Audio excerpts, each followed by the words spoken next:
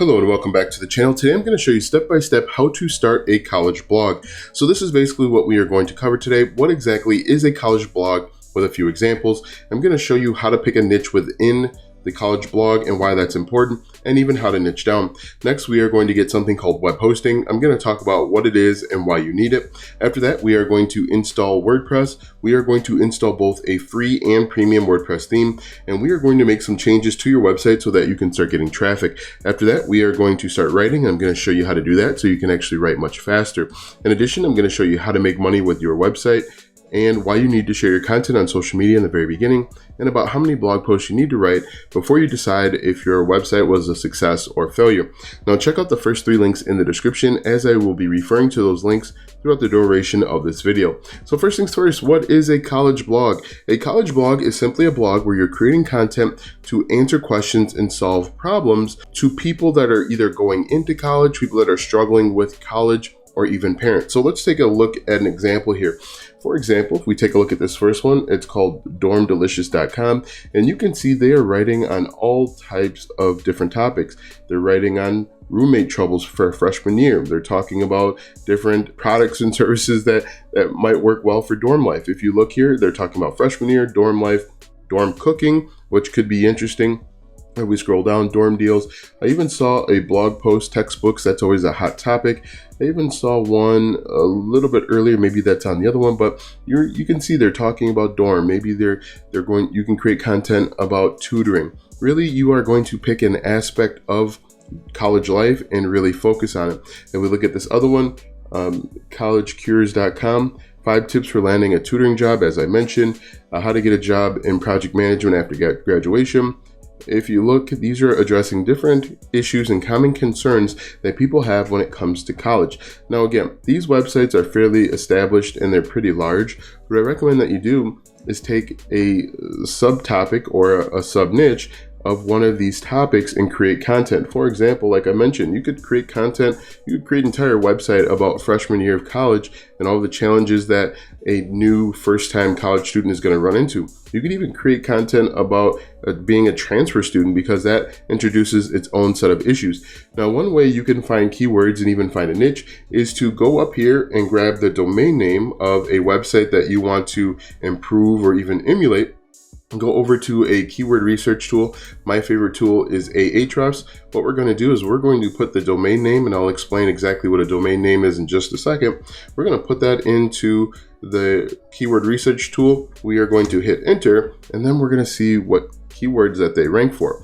Now, the reason why we're doing this is going to give us an idea of different niches. So if we click on organic keywords, you can see that they're ranking for 32. College parties could be something, how to stay safe during a college party. Dorm chair, slipcover pattern. There's all sorts of stuff that you could potentially create content on. And you can do this. You can even do this for free if you wanted to, by just manually searching different topics within college and dorms and so on. We can also do the same thing with this website here. So I'm going to copy this and do the exact same thing and see if we get some more opportunities. And if we take a look, you can see there is even more stuff that you could potentially create content and rank with. So let's jump back over to our slide deck here. We've talked about what a college blog is. We've picked a niche and we've niched down. The next thing that you need to do is you need to get web hosting. In order for your website to be seen on the internet, it needs to be hosted somewhere by somebody. If you click the first link in the description, that's the #1 recommended web hosting provider for a brand new blogger or website owner. They make things really easy. In fact, when you click that first link, you'll work with the company and they'll actually give you a domain name for free for the first year. A domain name is simply the name that people are going to refer to your website by. For example, dormdelicious.com is a domain name, and same with this one, College Cures. You'll actually get your domain name for free. Now, when you click that first link and work with the web hosting company, you will rent hard drive space called a server so that your website can be seen on the internet. What we're going to do right now is I'm actually going to walk you through this step by step on how to get web hosting and a domain name with that first link in the description. When you click that link, you'll be taken to this website where you'll go ahead and click Get Started. What I recommend is to click the first one on the far left, the basic plan, if you're just getting started with a website. As you can see, there are a number of options, but click that, click Select, and then move on. Here you're going to create a domain name. If you have one in mind, you can type it in here like you see that I do.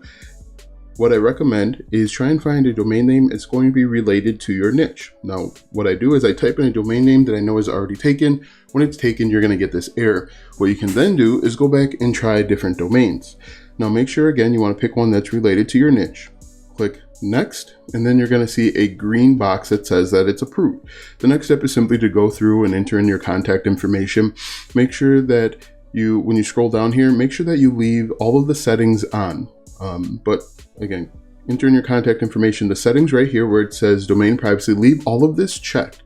If you don't leave it checked, you're going to get people reaching out to you, spamming you, emailing you, trying to get you to sign up for web hosting. So what I'm going to do is I'm going to go ahead and sign up and then jump back to you once I sign on and move to the next step. All right, so I've signed up and I'm going to go ahead and set up my website initially. Just create a simple username and password, make sure it meets the requirements there, and then move on. Make sure that you write it down too. Write it down in a safe spot so that you have it and you remember it, because it can be a pain to go ahead and get everything back. You're gonna have to enter in like some vital information, but just make sure that you write it down. It's really easy and really simple. Now, one thing that I do wanna note is that this part is not sped up at all. This is actual real time, and you can see that you'll go from absolutely nothing to a complete website in less than probably 10 minutes. And once you click submit, you're going to move on to the next step where you get to log in. Here is where you're actually going to start creating your WordPress website. Now, the great thing is Bluehost really does everything for you, and it's really simple. So again, I'm not speeding this up at all, and I want you to see what it really takes to create a website. Bluehost is going to do a little bit of work in the background for you, and we're just going to actually click on skip this step. First one I clicked on start a blog, but for the next step, just click skip, because we know what we're doing, and I'm actually going to tell you what to do so that we can get up and running. Click get started right here on the left hand side, and then move on. Just click skip here and click skip here. And then just pick the first one in the far left. Make sure that you're picking a free theme, because they'll charge you. They have both free and premium themes, which I'll talk about in just a moment. So right now it's actually creating your WordPress website. In just a few moments, you're going to click on log in to WordPress on the right hand side there. You'll see it in just a second.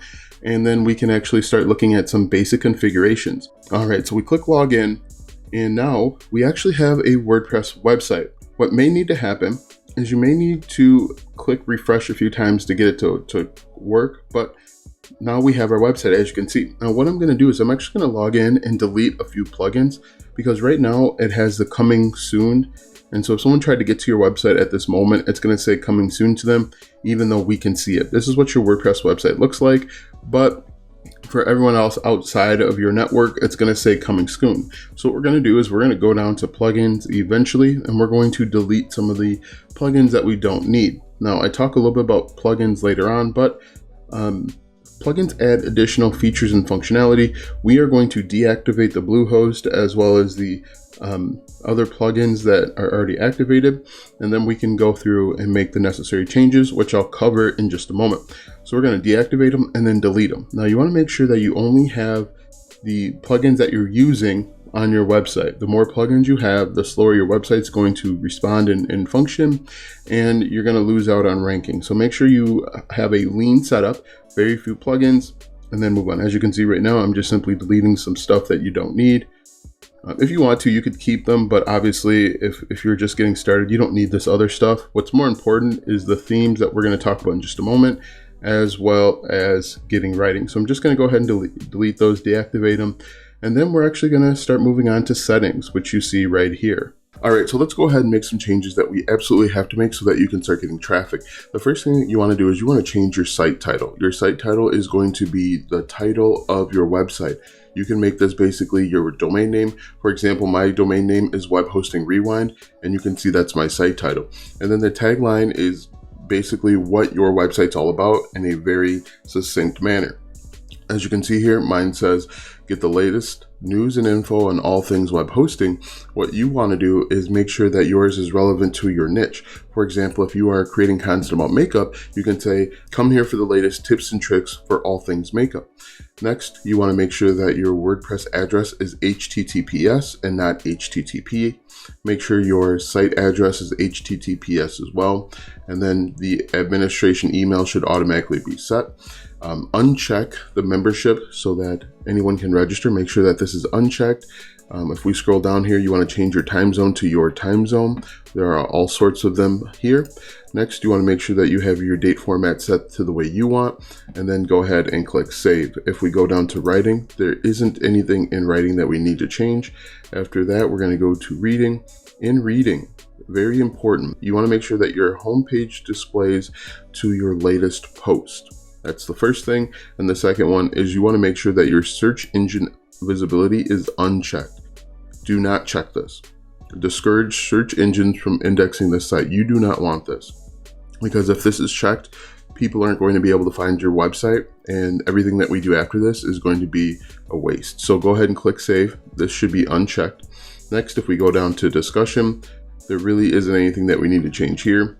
Media, we can leave this as is, and then permalinks is going to be really important.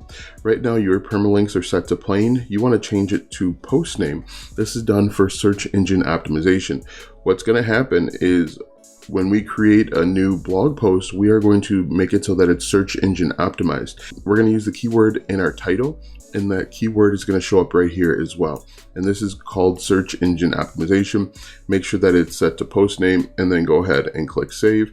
And really, that's everything that you need to do to make sure that you start getting traffic. All right, so now that we've installed WordPress, we've installed a free WordPress theme. I'm going to show you how to get a premium WordPress theme and why you may want to consider it. And then we've made some changes to your website. Right now you have a free WordPress theme. That free theme lacks features and functionality. It's very basic, it's very bland. But if we take a look at these websites, these include premium WordPress themes that you may want so that you can do a little bit more. As you can see, this is a little bit more inviting. The images here are actually a little bit better. If we take a look at this one right here, you can see there's even more features and functionality. As you can see, they actually sell stuff right from their website, and that might be something that you'd want to do later on, and you can do that with a premium WordPress theme. So to get a premium WordPress theme, you're going to click the second link in the description, and you're simply going to type in college, or you can type in blog, you can type in really anything. You can type in your niche, dorms, things of that nature. As you can see, there are a bunch of WordPress themes that you could download and purchase. So what you're going to do is you're going to spend about 10 or 15 minutes, and you are going to find a WordPress theme that you like. One that you like to look at, one that you think is going to be inviting to your audience. You're simply going to click on this button to add it to the cart. You are going to check out and purchase that theme. Once you purchase the theme, you are going to download it to your computer. It's going to be a zip file. You are going to unpack that zip file, and there's going to be a second zip file. We're going to take that second zip file, and we are going to install it to our WordPress website. To do that, we're going to go to Appearance, and we're going to click on Themes. Next, we are going to click on Add New, and then we are going to click on Upload Theme. We're simply going to drag and drop that second zip file right here, or you can manually find it by clicking Choose File and finding it that way. Next, you are going to click on Install Now and then Activate. Now that we have that, we have a brand new WordPress theme, and our website looks completely different. If we jump back over to our slide deck, now we need to figure out how to start writing. Normally, I get 3 questions when it comes to starting a new blog or website. How do I start writing? How long should my blog post be? And how many blog posts should I write? To start writing, we are going to go over to Post. We are going to click on Add New. And now we have a blank sheet of paper. We are going to take the keywords that we found in the previous step. We'll say funny college stories. Maybe we'll find a different one. But what I'm actually going to do is I'm going to go back over to this one and find keywords from here. These look like they are a little bit better. All right, so we could say dorm desk chair covers. We're going to copy this. This is our keyword. And our title is going to be comprised of 2 parts. The first part is for the algorithms and for search engine optimization. We want our blog post to be discovered organically, and that is why we're formatting it this way. The second half is for the reader or the human element. Dorm desk covers, we could say 20 covers, 20 best covers for your chair. So what we're doing here is we're creating a title that is going to entice our human element, our readers, to click and read. And so now that we have our title, the next thing is to figure out exactly how to write. And what I like to do is I like to actually take a look at the blog posts that are already ranking to get an idea of how long our blog post should be. So what we're going to do is we're just going to scroll past these. These aren't really relevant to what we're looking for, Etsy or Amazon.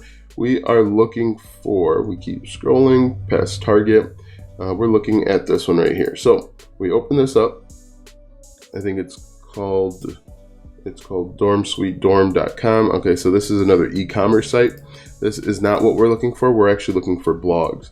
What we can do is we can go back over here and let's just open up this one. And when we open this up, we are just going to count the number of words. Now, the number of words is not an indicator of how the blog post will rank. You just want to get an idea of what the others are doing. And what I recommend that you do before you start writing, take about 10 or 15 minutes and just do a quick brainstorming session. In that brainstorming session, you are going to write down 6 writing prompts. The writing prompts that you're going to write down are who, what, when, where, why, and how. And you're simply going to ask questions with regard to our keyword. So our keyword is dorm desk chair covers. We're going to obviously say what are dorm desk chair covers. And when you are brainstorming or in the brainstorming phase, it is important to not worry about spelling. You are trying to get your ideas down on paper so that you can actually develop them throughout your blog. You can say when to use a dorm desk cover. You can even talk about your experiences, obviously, with dorm desk covers if you have one. So again, take 10 or 15 minutes and simply just brainstorm.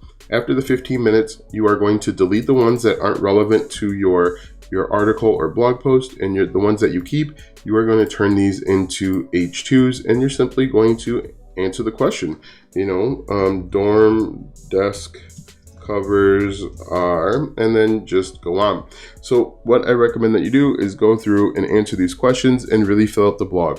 The purpose of your blog post is to answer your customer's question. They have questions about dorm desk chair covers, and you want to make sure that you are providing a solution. Once you're done with that, you are going to go ahead and click publish, and then your blog post is going to be available for the world to see, hear, read, and react to. The next step is to go ahead and figure out different ways to make money. Now, there are tons of ways to make money with your new blog or website. One of the most common ways to make money with your blog or website is to run paid ads. Now, if you look up here, this looks like a paid ad. This is an ad here as well as this one. Now, paid ads are really easy. This is an ad right here as well.